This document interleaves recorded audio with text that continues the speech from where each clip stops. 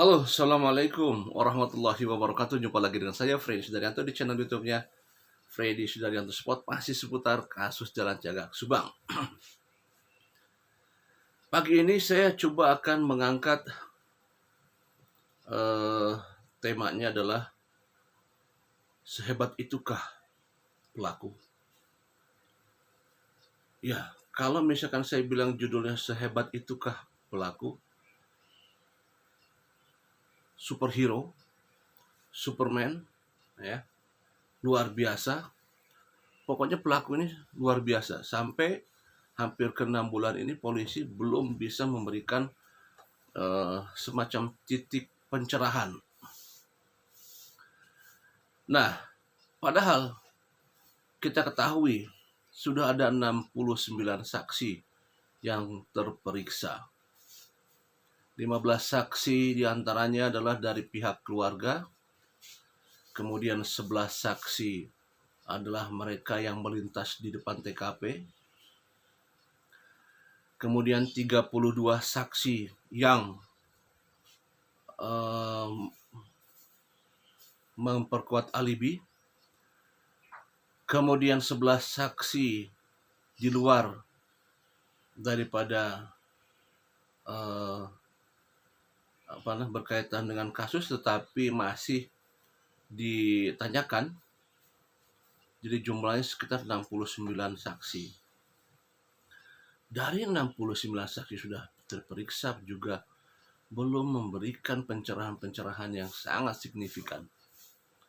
Kemudian juga 7 ahli. 7 ahli.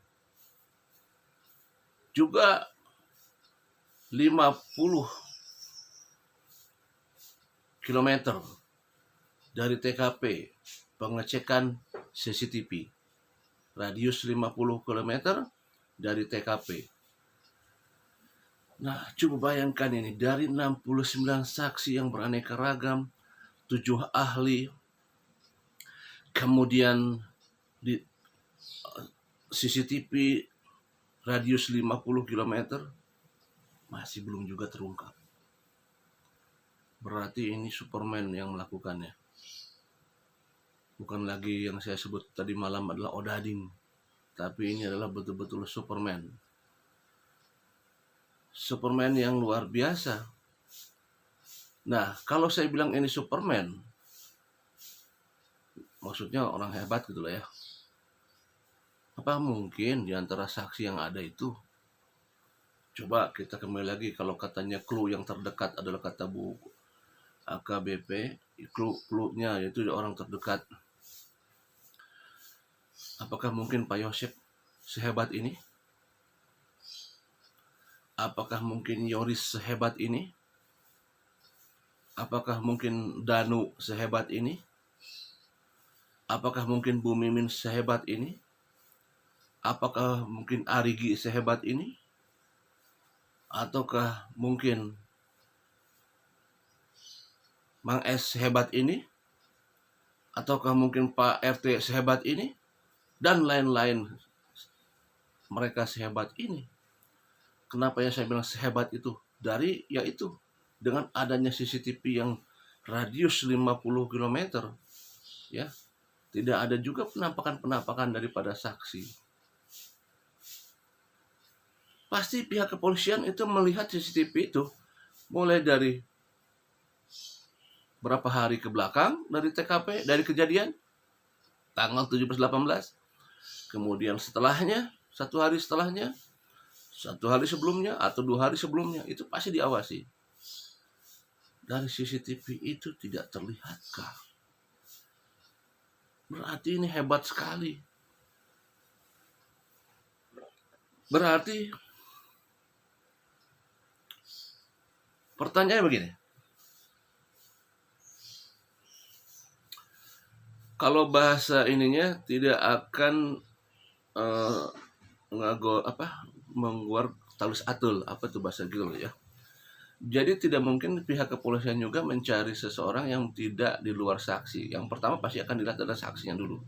Dari sorotan CCTV itu adalah apakah ada beberapa saksi yang melewat ya menuju ke TKP. Kan kalau CCTV kan bisa dilihat persambungan CCTV awal, katakan dari 50 km dari ujung, sambung, kemudian menyambung sampai ke TKP. Dilihat ujungnya di mana. Artinya bahwa kalau begitu, ini pelaku sangat luar biasa hingga tidak terpantau. Ya, hingga tidak terpantau. Mengetahuikah letak CCTV? Apakah dicek dulu satu-satu CCTV-nya? Oke lah, kalau untuk CCTV yang radiusnya sekitar 50 meter dari TKP bisa dicek ya kemarin. Tapi kalau sampai 50 km, bagaimana dia mengecek satu-satu? Kalau misalkan itu sampai dicek, sampai tidak ada, berarti yang saya bilang tadi ini superhero, bukan kacang-kacang nih. Ini betul-betul pelaku yang sangat luar biasa. Kalau ada yang bilang spontanitas, dari mana spontanitas? Spontanitas dari mananya? Semua sidik jari, nggak ada satupun. CCTV nggak jelas, nggak ada. Ya, padahal kan ada beberapa CCTV yang on di sana. Salah satu yang saya sampaikan itu adalah yang di depan pencucian mobil, yang di tempat jok mobil. Salah satunya, kemudian di belakang di Bunihayu ada di salah satu pabrik sana. Udah jelas kalau ke daerah kotanya pasti ada CCTV kayak di Alfamart kayak begitu ya. Nah, makanya apakah ini spontan? Wah, sangat jauh kalau dari spontan ya. Walaupun tidak menutup kemungkinan, tapi ya ini adalah betul-betul sampai tidak ada sidik jari, tidak. Padahal kalau kita lihat ya, kalau kita lihat daripada wajah korban yang sangat lukanya sangat hancur, itu bukan hanya satu kali tebasan, itu bukan hanya satu kali pukulan ya, itu bukan hanya dengan tangan kosong. Boleh jadilah yang pukulan mata itu yang almarhum Hamil sampai hitamnya, yang matanya hitam, boleh jadi itu satu kali pukulan ya. Tapi kan yang lainnya pasti itu pakai alat, yang disayang itu pakai alat tumpul. Di alat-alat itu juga ya tidak ada juga sidik jari.